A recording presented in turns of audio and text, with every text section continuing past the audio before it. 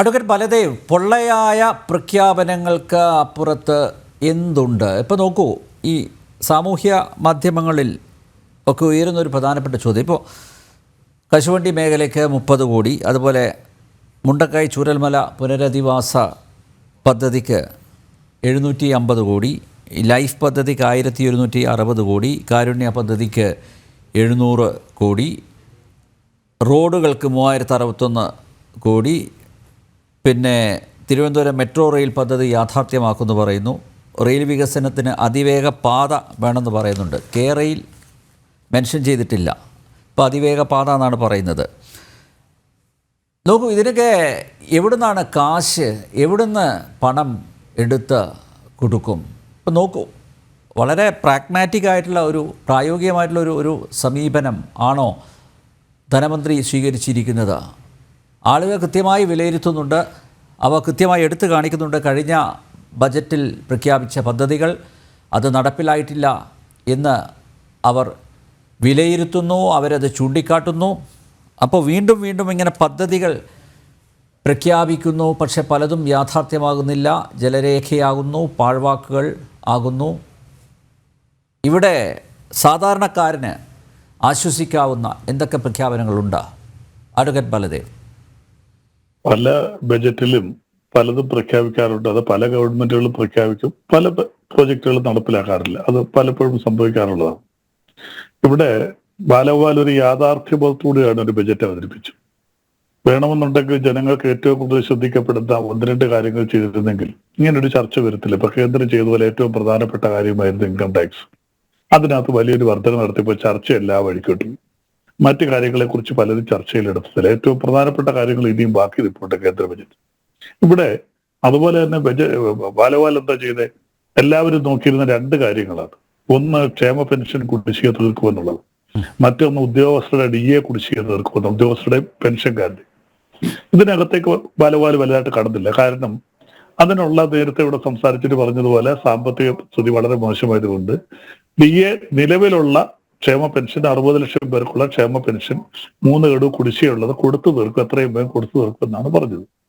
ഒരു DA വർദ്ധിപ്പിച്ചു ഉദ്യോഗസ്ഥരുടെ. അവർക്ക് അടുത്ത ജൂൺ മാസത്തിൽ പുതിയ DAയുടെ സമയം കൂടെ വർദ്ധിപ്പിച്ചു. അപ്പൊ ഈ 2 കാര്യങ്ങളാണ് പ്രധാനമായിട്ടും ഔദ്യോഗിക തലത്തിൽ നിന്ന് മറ്റു പ്രതിപക്ഷ കക്ഷികളൊക്കെ ഉയർത്തിപ്പിടിക്കുന്നത്.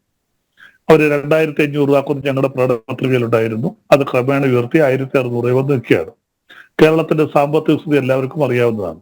അപ്പൊ ആ ചെറിയ സാമ്പത്തിക സ്ഥിതിയിൽ നിന്നുകൊണ്ട് കേരളത്തിന് ചെയ്യാൻ കഴിയുന്ന മേഖലകളിലൂടെയാണ് കടന്നുപോയിരിക്കുന്നത്. ശരിയാണ്, നമ്പ്യാർ ചോദിച്ചതുപോലെ തന്നെ അമിതമായ സമ്പദ്ഘടനയുള്ള ഒരു സംസ്ഥാനമല്ല കേരളം. അതിലുപരി നമുക്ക് എല്ലാവർക്കും അറിയാം, അത് പ്ലാനിംഗ് കമ്മീഷന്റെ ഒരു രീതിയാണ്. പ്ലാനിംഗ് കമ്മീഷൻ ചില മാനദണ്ഡങ്ങൾ വെക്കും. ആ മാനദണ്ഡങ്ങൾ വെച്ച് 10ാം ധനകാര്യ കമ്മീഷൻ നമുക്ക് 3% ഉണ്ടായിരുന്നു. 3.8% ആയിരുന്നു നമുക്ക് ടാക്സിന്റെ ഡിവിസിബിൾ ആയിട്ട് നമുക്ക് കിട്ടുന്നത്. ഇപ്പോൾ അത് 1.95% ആയിട്ട് കുറഞ്ഞു. ആ ധനകാര്യ കമ്മീഷനാണ് തീരുമാനിക്കുന്നത്. കേരളത്തിലെ ജനസംഖ്യ മറ്റു പല കാര്യങ്ങൾ അവരെടുക്കും. അപ്പൊ അതിനകത്ത് നമുക്കുണ്ടായിട്ടുള്ള ഇടിവെന്ന് പറയുന്നത് ആയിരക്കണക്കിന് കോടി രൂപ ഓരോ വർഷവും നമുക്ക് കേരളത്തിന് കേന്ദ്രത്തിന്റെ ടാക്സ് വിധം കിട്ടേണ്ടത് കുറയുകയാണ്.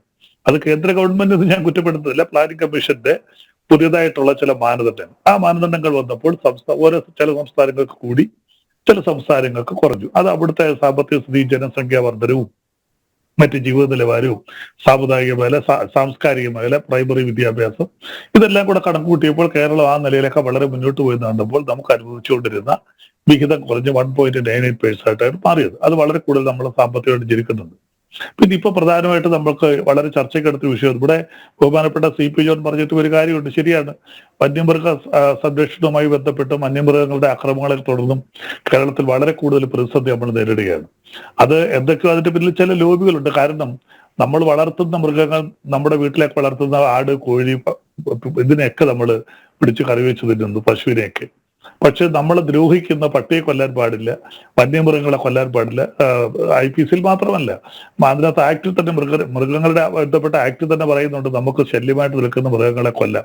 അതിന് പ്രത്യേകിച്ചൊരു നിയമം വേണ്ട. അതിനകത്ത് പ്രത്യേകിച്ച് പറയുന്നുണ്ട് നമ്മൾ ശല്യം ചെയ്യുന്നവരല്ല, എല്ലാ മൃഗങ്ങളെയും കൊല്ലാൻ പറ്റില്ല. പക്ഷെ അതുപോലും ട്രിബ്യൂണലിൽ ചെല്ലുമ്പോൾ ആക്ട് മാറി വെച്ചുകൊണ്ട് ട്രിബ്യൂണലും മറ്റു വിധിയൊക്കെ ഈ സംരക്ഷകർക്ക് അനുകൂലമായിട്ട് വരികയാണ്. അത് വലിയൊരു ചോദ്യമാണ്. പിന്നെ ഇവിടുത്തെ പ്രധാനപ്പെട്ട ഒരു കാര്യം വന്നത്, നമ്പ്യാർ പറഞ്ഞ പോലെ തന്നെ ചൂരൽമലയുമായി ബന്ധപ്പെട്ട് 750 കോടി രൂപ അത് സ്പെഷ്യൽ പാക്കേജ് ആയിട്ട് വെച്ചിരിക്കുകയാണ്. അവരുടെയൊക്കെ പുനരധിവാസം നമ്മൾ ഏറ്റവും കൂടുതൽ ചർച്ച ചെയ്തതാണ്. കുറച്ച് പൈസയൊക്കെ പിരിഞ്ഞു കിട്ടിയതൊക്കെ ഉണ്ട്. അപ്പോൾ അവരുടെ ഒരു പാക്കേജായിട്ട് ബന്ധപ്പെട്ട് 750 കോടി രൂപയുടെ ഒരു സ്പെഷ്യൽ പാക്കേജ് പ്രഖ്യാപിച്ചിട്ടുണ്ട്. പിന്നെ ഒരു പ്രധാനപ്പെട്ട കാര്യം കേരളത്തിലെ ഭവനരഹിതരുടെ കാര്യമായിരുന്നു. ലൈഫ് മിഷൻ 1160 കോടി രൂപയാണ്, വളരെ വലിയൊരു തുകയാണ് അതിനുവേണ്ടി മാറ്റിവെച്ചിരിക്കുന്നത്. കാര്യം അതിനകത്ത് കേരളം ഒരു ടാർഗറ്റ് ഇട്ടിട്ടുണ്ട്, അത്രയും പേർക്ക് വീട് വെച്ച് നൽകുക എന്നുള്ളതാണ്. ചിലർക്ക് അതിനകത്ത് വീട് മാത്രമല്ല വസ്തുവില്ലാത്തവരുമുണ്ട്. അതുകൊണ്ടാണ് അത്രയും വലിയൊരു തുക 1160 കോടി രൂപ ലൈഫ് മിഷനുമായിട്ട് ഞാൻ ബന്ധപ്പെട്ട് ഒറ്റ കാര്യം സൂചിപ്പിച്ചോട്ടെ. അതായത് കഴിഞ്ഞ ബജറ്റിൽ പഴയ ലക്ഷം വീട് പുനർനിർമ്മിക്കാൻ സുവർണ ഭവനം എന്നും നവയുഗ എന്നും 2 പദ്ധതികൾ പ്രഖ്യാപിച്ചിട്ടുണ്ടായിരുന്നു. 10 കോടി രൂപ മാറ്റിവെച്ചു, ഒറ്റ വീട് പോലും ഉണ്ടാക്കിയിട്ടില്ല.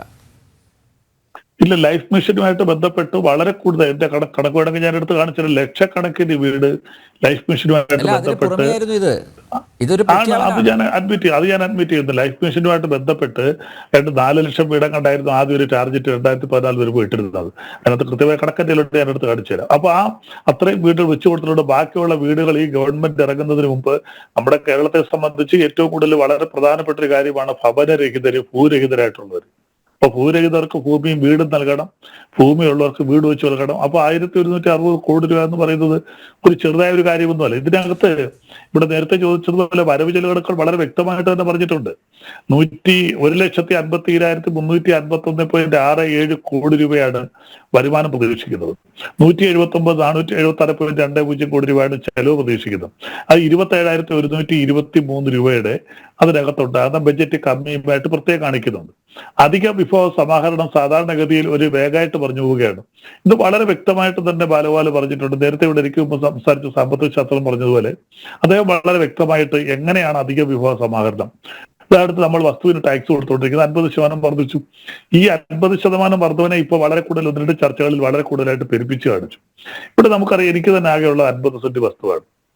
ഇതിനടയ്ക്കുന്ന ടാക്സിനകത്ത് ഇപ്പോൾ അടയ്ക്കുന്ന ടാക്സിന്റെ കൂടെ ഒരു ഹെക്ടറിന് 2.5 രൂപ വെച്ചാണ് വർദ്ധിപ്പിച്ചിരിക്കുന്നത് ഒരു ആറിന്.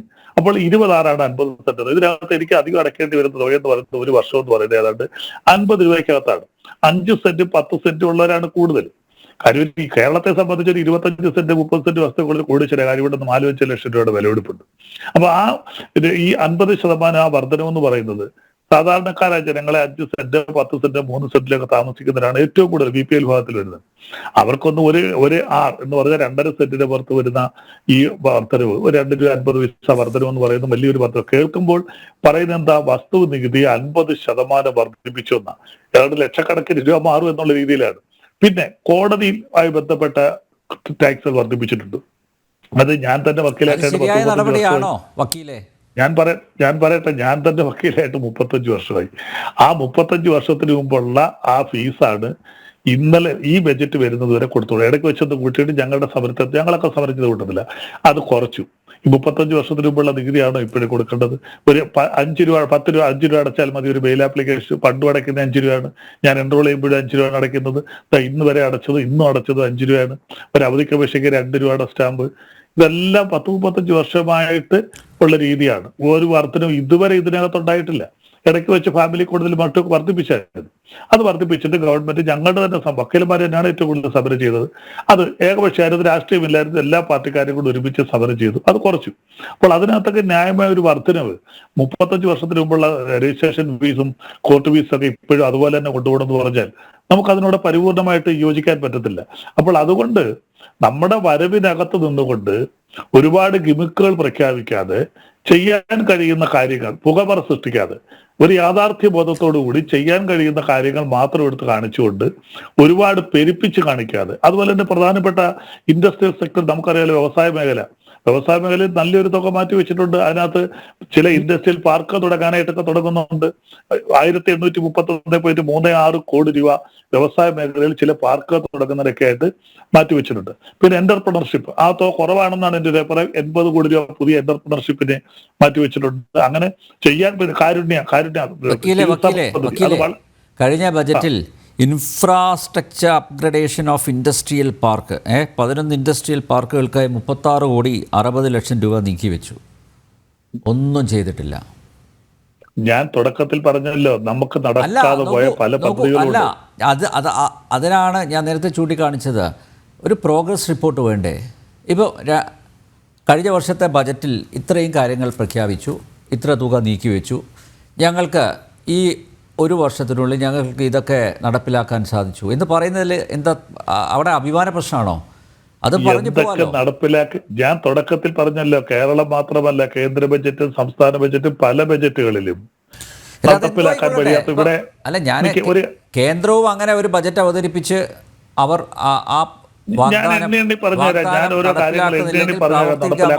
അത് ശരിയല്ല എന്ന അഭിപ്രായം തന്നെയാണ് എനിക്ക്. നടപ്പിലാക്കാൻ ഞാൻ പറയട്ടെ, അതായത് നമുക്ക് സാമ്പത്തികമായിട്ടുള്ള പ്രതിസന്ധികൾ ഉണ്ടാകുമ്പോൾ കേന്ദ്രവും സംസ്ഥാനം അത് ആര് ഭരിച്ചാലും, BJP ഭരിച്ചാലും കോൺഗ്രസ് ഭരിച്ചാലും ഇടതുപക്ഷത്തിന് പിന്തുണ കേന്ദ്രം ഭരിച്ചിട്ടുണ്ട്. കേന്ദ്രവും സംസ്ഥാനവും തമ്മിലൊരു വലിയ വ്യത്യാസമുണ്ട്. ഇവിടെ ഇരിക്കുന്ന സാമ്പത്തിക വിദഗ്ധരുണ്ടെങ്കിൽ അവർക്കറിയാം. അതായത് കേന്ദ്രത്തിന് ഒരു ബജറ്റ് പ്രഖ്യാപിച്ചാൽ അത് നടപ്പിലാക്കണമെന്നുണ്ടെങ്കിൽ ഒന്ന്, അവർക്ക് റിസർവ് ബാങ്ക് ബന്ധപ്പെട്ട് നോട്ട് അടിക്കുക. ഇപ്പോൾ ഇന്ത്യയിൽ സർക്കുലേഷൻ ഉള്ള 32 ലക്ഷം കോടി രൂപയാണ്. ഈ ഗവൺമെന്റ് വരുമ്പോൾ ഉള്ളത് 16.25 ലക്ഷം കോടി രൂപയായിരുന്നു. രണ്ടാമതായിട്ട് കേന്ദ്ര ഗവൺമെന്റ് പൊതുമേഖലാ സ്ഥാപനം ഡിസ്ഇൻവെസ്റ്റ്മെന്റ് ലക്ഷക്കണക്കിന് കോടി രൂപയുടെ ഡിസ്ഇൻവെസ്റ്റ്മെന്റ് ഉണ്ട്. ഇതൊന്നും കേരളം എന്നല്ല, BJP ഭരിക്കുന്ന സംസ്ഥാനങ്ങളുണ്ട്. സംസ്ഥാനങ്ങൾക്ക് നോട്ടടിക്കാനുള്ള പറ്റും. സംസ്ഥാനങ്ങൾക്ക് പൊതുമേഖലാ സ്ഥാപനങ്ങൾ പ്രധാനപ്പെട്ട ഒരു സംസ്ഥാനങ്ങൾക്കും അങ്ങനെ പൊതുമേഖലാ സ്ഥാപനങ്ങൾ വിറ്റഴിക്കാനുള്ള പലതും അധികാരവുമില്ല, അങ്ങനെ വിറ്റഴിക്കാനുള്ള സ്ഥാപനങ്ങളുമില്ല. അപ്പോൾ ആകെയുള്ളത് എന്താ? ഇവിടെ സംസ്ഥാനത്തുനിന്ന് പിരിക്കുന്ന നികുതി വിഹിതം, കേന്ദ്രത്തിന്റെ നികുതി വിഹിതം കിട്ടുക, കേന്ദ്രം കൊടുക്കുന്ന മറ്റു ആനുകൂല്യങ്ങൾ, ഈ രണ്ട് രീതിയിലുള്ള വരുമാനമാണ്. പിന്നെ കേരളത്തെ സംബന്ധിച്ച് നമുക്കറിയാം, അമിതമായിട്ട് നമുക്ക് വലിയ വ്യവസായങ്ങളൊന്നുമില്ല. വളരെ കുറച്ച് വ്യവസായങ്ങളേ ഉള്ളൂ. സംസ്ഥാന ഗവൺമെന്റ് നേരിട്ട് നടത്തുന്ന ലാഭത്തിലോടുന്ന വളരെ കുറച്ച് വ്യവസായങ്ങളേ ഉള്ളൂ. കൂടുതൽ വ്യവസായങ്ങളും നഷ്ടത്തിലോടുന്നതാണ്. KSEB ആയാലും KSRTC ആയാലും അതെല്ലാം നഷ്ടത്തിലോടുകയാണ്. എന്റെ നാട്ടിലുള്ള KMML വളരെ കൂടുതൽ ലാഭത്തിലോടുന്നു. അതിന്റെ ലാഭവിഹിതം സംസ്ഥാന ഗവൺമെന്റ് കൊടുക്കുന്നുണ്ട്. പക്ഷെ ആ ലാഭവിഹിതത്തെക്കാൾ കൂടുതലാണ് കേരളത്തിലെ പൊതുമേഖലാ സ്ഥാപനങ്ങൾക്ക് ഉണ്ടാകുന്ന നഷ്ടം. എന്നാൽ അത് നിർത്തിക്കൂടെ എന്ന് ചോദിച്ചാൽ അവിടെ ഇപ്പൊ തന്നെ KSEB തന്നെ 30,000 പേര് ജോലി ചെയ്യുന്നു, KSRTC 25,000 പേര് ജോലി ചെയ്യുന്നു. അപ്പം ഇവരുടെയൊക്കെ തൊഴിലില്ലായ്മ എന്നൊരു പ്രശ്നമുണ്ട്. അപ്പൊ അവരുടെ തൊഴിൽ നിലനിർത്തുക, വ്യവസായം നിലനിർത്തുക, ഇങ്ങനെയൊക്കെയുള്ള കുറേയധികം കാര്യങ്ങൾ ഇതിനകത്തുണ്ട്. അപ്പൊ സംസ്ഥാനത്തിന്റെ സാമ്പത്തിക സ്ഥിതി എന്ന് പറയുന്നത് കേരളത്തെ പോലെ സംസ്ഥാനം നമുക്ക് എല്ലാവർക്കും അറിയാം, നമുക്ക് തനതായിട്ടുള്ള വരുമാനങ്ങൾ വളരെ കുറവാണ്. നികുതി വരുമാനങ്ങളാണ് പ്രധാനമായിട്ടുള്ളത്. നികുതിയേതര വരുമാനങ്ങൾ വളരെ കുറവാണ്. പിന്നെ കേന്ദ്രത്തിൽ നിന്നുള്ള നികുതി വരുമാനം ഉണ്ടാക്കിക്കൂടാ. തനത് വരുമാനം കേരളം മാത്രമല്ല, ഈ നമുക്കിപ്പോ മഹാരാഷ്ട്ര, ഗുജറാത്ത് പോലെയുള്ള വൻകിട വ്യവസായ പാർക്കുകളും നമുക്ക് വ്യവസായം കൊണ്ട് നമ്മൾ മുന്നോട്ട് വരുന്നുണ്ട്. ഇപ്പോൾ കേന്ദ്രത്തിന്റെ കണക്കനുസരിച്ച് കേരള സംസ്ഥാനമൊക്കെ വ്യവസായികമായിട്ട് മുന്നോട്ട് വരുന്നുണ്ട്. പക്ഷെ പഴയതുപോലെ വൻകിട വ്യവസായങ്ങൾ നമുക്ക് ഇല്ല. ഉള്ളത് കുറെ അധികം ലാഭത്തിലോടുന്നത് വ്യവസായം ഇല്ലാതെ ഇല്ല. കുറെ ഞാൻ പറഞ്ഞില്ല, KMML വളരെ കൂടുതൽ ലാഭത്തിലോടുന്ന എന്റെ ജില്ലയിലുള്ള ഒരു സ്ഥാപനമാണ്, ലാഭത്തിലോടുന്ന വ്യവസായ സ്ഥാപനമാണ്. പക്ഷെ നഷ്ടത്തിലോടുന്ന കുറെ അധികം വ്യവസായ സ്ഥാപനങ്ങളുണ്ട്. അപ്പൊ ഇത് രണ്ടും കൂടെ പരിഗണിക്കുമ്പോൾ നെറ്റെടുക്കുമ്പോൾ നഷ്ടത്തിലേക്കാണ് പോകുന്നത്. അപ്പോൾ നമ്മുടെ മൊത്തത്തിലുള്ള ഒരു സാമ്പത്തിക അവസ്ഥ, ഇപ്പൊ കൊല്ലം ജില്ലയിൽ പുതിയതായിട്ട് കൊട്ടാരക്കരയിൽ IT പാർക്ക് വരുന്നു. അത് കുറെ അധികം തൊഴിലവസരങ്ങൾ സൃഷ്ടിക്കുന്നതാണ്. IT മേഖലയിൽ കുറെ മാറ്റങ്ങളൊക്കെ ചെയ്യാൻ കഴിയുന്നതാണ്. IT പാർക്കുകൾ ഉണ്ട്. ഇങ്ങനെ ബിൽഡിങ്ങുകൾ മാത്രം പണിതിട്ടാ മതിയോ? അവിടെ വല്ലതും അല്ല, അതൊക്കെ ഇവിടെ എല്ലാ കാര്യങ്ങളും നടക്കുന്നുണ്ടല്ലോ. ആര് പറഞ്ഞു? സോഫ്റ്റ്വെയർ ഡെവലപ്മെന്റ് ഉണ്ടോ? IT വ്യവസായ മേഖലകളിലേക്ക് ഒരുപാട് നമ്മൾ മുന്നോട്ട് പോയിട്ടില്ലേ? നമ്മൾ ആ മേഖലയിലേക്ക് നമ്മൾ തന്നെ അങ്ങനെ ധനമന്ത്രി വന്നു. അദ്ദേഹത്തിന്റെ മണ്ഡലത്തിൽ ഒരു IT പാർക്ക് മാത്രമല്ല, അദ്ദേഹത്തിന്റെ മണ്ഡലം അതിപ്പോ ആര് ഭരിച്ചാലും അങ്ങനെ ഉണ്ടാവില്ല. അവരുടെ മണ്ഡലത്തിലൊക്കെ പലതും ചെയ്യുമല്ലോ. ആര് മന്ത്രിമാര് വന്നാലും ഏത് കൊല്ലത്തിനോട് പ്രത്യേക മമത കാണിച്ചിട്ടുണ്ടോ? കൊല്ലം ജില്ലയോട് അത് കുഴപ്പമില്ല. അല്ല, അത് ജില്ലയ്ക്ക് മൊത്തത്തിൽ വരുന്നൊരു വികസനമാണല്ലോ. എന്റെ മണ്ഡലത്തിലുണ്ടല്ലോ, എന്റെ മണ്ഡലത്തിൽ ഒരു IT കോളേജ് ഉണ്ട്, നല്ലതുപോലെ വർക്ക് ചെയ്യുന്നു. ചവറയിൽ പട്ടകടം എന്ന് പറയുന്ന സ്ഥലത്ത് ഒരു IT കോളേജ് ഉണ്ട്, IT ട്രെയിനിങ് കോളേജ് ഉണ്ട്. അവിടെ വർഷങ്ങളായിട്ട് വർക്ക് ചെയ്യുന്ന, കഴിഞ്ഞ UDF മന്ത്രിസഭ ഇരുന്നപ്പം അന്ന് ഇവിടുന്ന് മന്ത്രി ആയിരുന്നു ഷിബുവൻ കൊണ്ടുവന്നെയാണ്. അവിടെ അത് വർക്ക് ചെയ്യുന്നു. ചവറയിൽ ആ മണ്ഡലത്തിൽ അത് വർക്ക് ചെയ്യുന്നു, നല്ല രീതിയിൽ വർക്ക് ചെയ്തു പോകുന്നു.